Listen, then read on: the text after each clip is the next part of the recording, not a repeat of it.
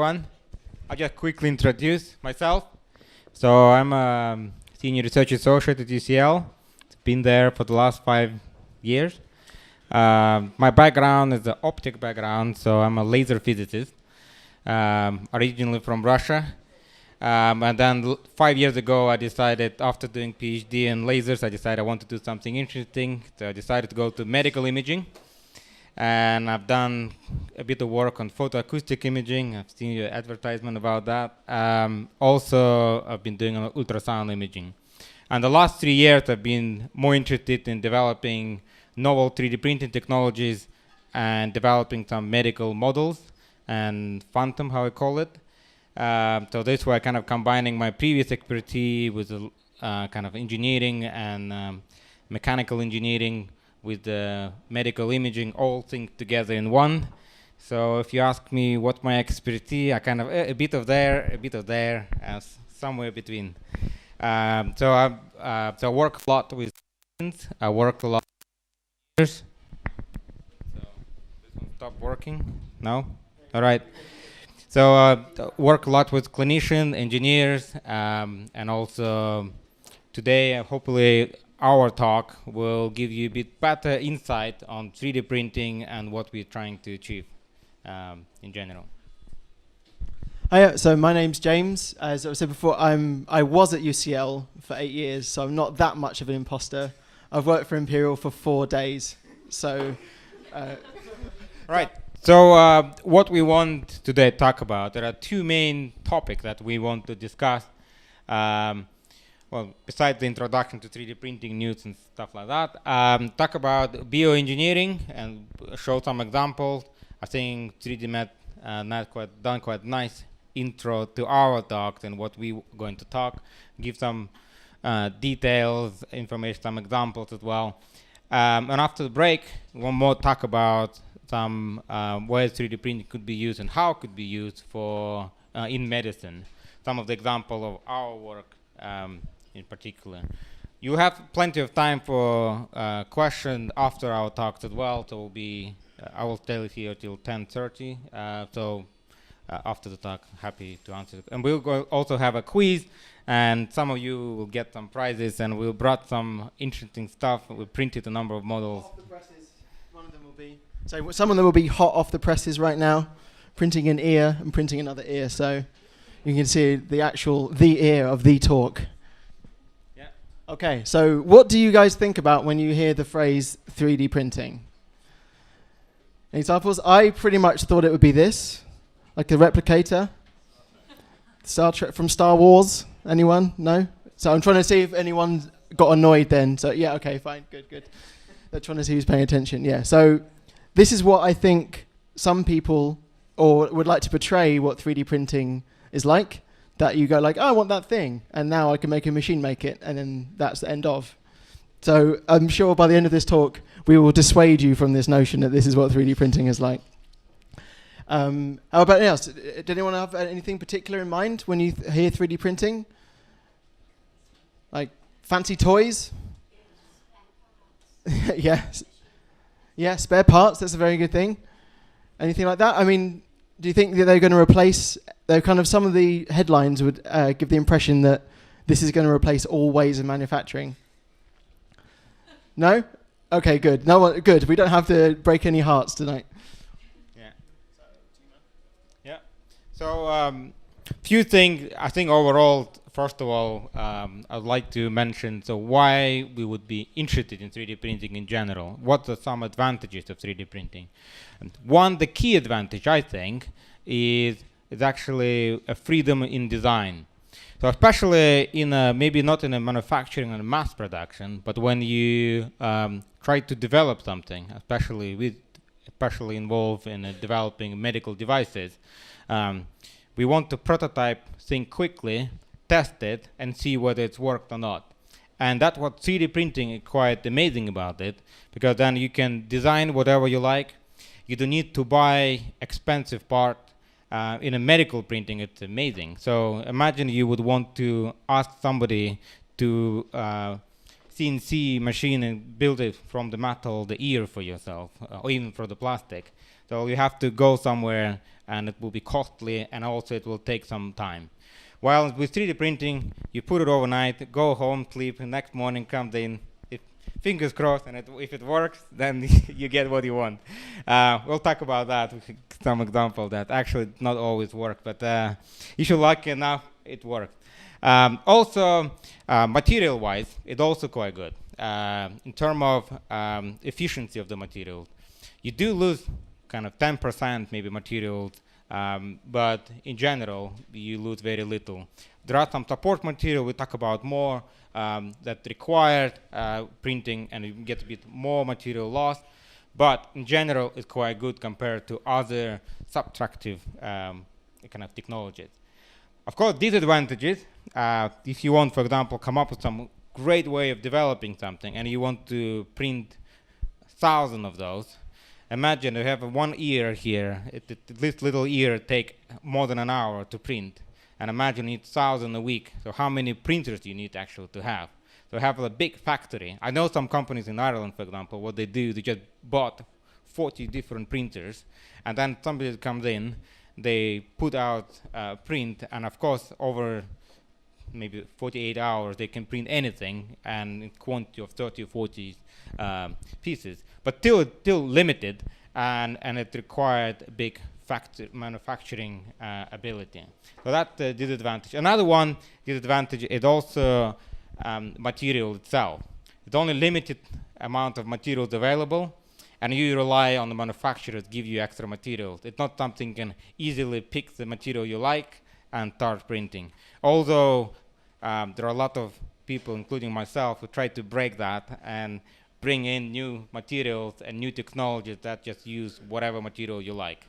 Right? So another thing that I think quite important, why the 3D printing so big at the moment, of course, money, right? There are, at the moment, the forecast by 2020 will be more than $20 billion investing in 3D printing industry, and about 1/5 of it, 20% of it, is about in medicine. So quite a lot of amount of money. And I actually seen the article last week that actually now the forecast upgraded to 30 billion. So it's actually quite good in perspective working in this field. But at the same time, I would be cautious that investor, if somebody wants to invest in 3D printing, yes, you can invest a lot of money, but when you're going to get back, and we'll hear about the legislation and other problems that still exist with using 3D printing. But anyway, it's exciting area. There are a lot of new applications coming up. Cool. Great. So yeah, this Pint of Science thing is great because it's like a normal lecture, but I don't have to hide that I'm drinking. And I assume all of the students at 9 o'clock in the morning are probably as drunk as a few people right now after a few drinks. Okay, so the old-fashioned way, your granddad's way of making stuff was subtractive manufacturing, okay? So that's this, basically you start with a big block of stuff and you remove the bits you don't want until you're left with the bits that you do. So people that do sculpturing and stuff like that talk about kind of finding the piece inside the block, like you chisel away, and what you actually what you're doing is revealing the thing inside. So this is the old-fashioned way of doing it. Subtractive manufacturing did not exist until people invented 3D printers and wanted to try and make them sound new. But that's a new way of looking at it, subtractive manufacturing. And basically this goes from everything from cutting up bits of MDF, because you take a bit of a certain size, you cut it up, connect it together, or CNC tools or hand tools or sculpting, as I say. And basically the argument and the reason for trying to do 3D printing is you start off with a lot of material, you cut away lots of it, and you're left with your 3D object, but you have quite a lot of waste. So that's basically how we might want to make things in the old-fashioned way. I'm touching it on the wrong laptop. So the future 3D printing, why we're all here, or additive manufacturing, is because basically the process of adding stuff together. So basically you take the material in chunks already, and you add it together to make the piece that you want. So the idea of this is it's much better and it's changing the world, etc., because you end up with a 3D object and much, much less waste. And basically, in order to do that, we break up the piece or the object that we want to make into different layers. So here is just an example here. We have different layers here, here, and here. And we basically look at the profile. We look at the cross-section, each one. And basically all you do is break down the model into these cross-sections. So basically you take a 3D thing and make it a series of 2D things. And this is not a new thing. I mean, when I was a kid, I had those puzzles. Did you ever have that were like bits of cardboard that you stacked together to make the Eiffel Tower? And it took you like 6 months, and you end up, they have that? Or basically, this is people doing 3D printing right now. They're building a car out of Lego. They've just broken it up into layers, building the profile of the layers, connecting the layers together, and you end up with the 3D shape. So basically, the idea is it's not actually as new as it's made out, but this is basically the overall process and how it's kind of differentiating against that old-fashioned way, as it were, of making things. So I would like to talk about actually, at the moment, the current 3D print technology, give you a bit technical background what 3D printing is. So there are three main processes if you kind of additive manufacturing. One, it's called extrusion. Second one, kind of using jetting or fusion, and the curing. So that those processes involve either power binding technique, photopolymerisation, and extrusion. So maybe I'll quickly go through every technique. I'm not going to in detail, but binding techniques, what they use the powder of the materials, which stick together. There are several ways you can stick together. Either you have a glue, so you have a powder, a piece of glue, powder, piece of glue, and then wherever glue wasn't be attracted, those powder fall off, and then this way you get the model. Another way, you put it together, that's kind of more closer to my background, use the lasers. What you do, just use the high power lasers, focus lasers, and this way you just melt together two powders, and then this way you get the model as well. That's kind of general binding techniques. I know some people use paper and glue and creating some toys, and so there are a number of varieties. Then the selective laser sintering and the direct metal laser sintering. So the last one, they use just project what you want to fabricate with the laser, and this way, instead of going, like for example this printer, you go point by point, you project right away the whole pattern in a 2D, and this way it's much quicker, but this technology is not that cheap.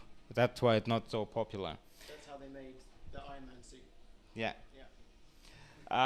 The photopolymerization technique, that one you have a liquid solution which turns to plastic when you use UV light. So instead of having a powder of the material, you use the liquid that have a particular property. It changes the property from turning from liquid to solid. Very simple, and at one of the oldest technology. There are several varieties again, but same time it's very effective. And the final one is extrusion. It's something you probably majority people heard of. That's when you use plastic, and that plastic melted, and it becomes, so from hard go to liquid, and then it solidified back to hard material as it's cooled down. So like this printer you can see, it actually uses technology. All right. So this is a Cartesian printer, same as this one, X, Y, and Z. So basically you're moving the print head. Basically it's a hot glue gun on the end of a CNC machine. That's how I had it described to me once. So you're moving the print head here, and you can either move the bed in X, Y, and Z directions. So that's the most common one. This is one such printer. There's a delta printer, which moves in all 3 dimensions at once. And that's more like the kind of pick and place machines, or the machines that use to make PCBs or to make circuit boards and that kind of thing. And actually this one, I was reading, this exact printer is actually modified from a machine that puts eggs into egg cartons on a factory line. So they took that printer, so it's very good at moving very quickly and picking up delicate things. So people took that and said, let's put a hot glue gun on the end and make a 3D printer. This one's a polar printer. So basically, the good thing about this is you can get away with getting rid of one motor. So this is the particular cheap kind of printers. And this is a SCARA printer, but those are boring. So instead, this is a plot clock. Basically, imagine someone kind of stirring a large jar or like a large kind of cauldron, like that. You only have 2 motors, but you can move in X, Y, like that. And this is a stupid little thing that writes the time and then rubs it out and then writes the time. This is called Plot Clock. I made one because I saw this video and just thought that was the stupidest thing. And it's all 3D printed stuff, so I mean, so it's all good. And so I justified it by saying, I need to learn about 3D printers and inverse kinematics, so I'm going to stop talking. But that's, so but this is that kind of printer, and this is, the fact you've got 2 motors here is kind of makes some of the calculations a little bit easier. Thank you for joining us for this video of 3DMedNet at the Pint of Science Festival in May 2018. You can watch other videos from this series via the website at www.3dmednet.com or join the conversation via Facebook, Twitter and LinkedIn.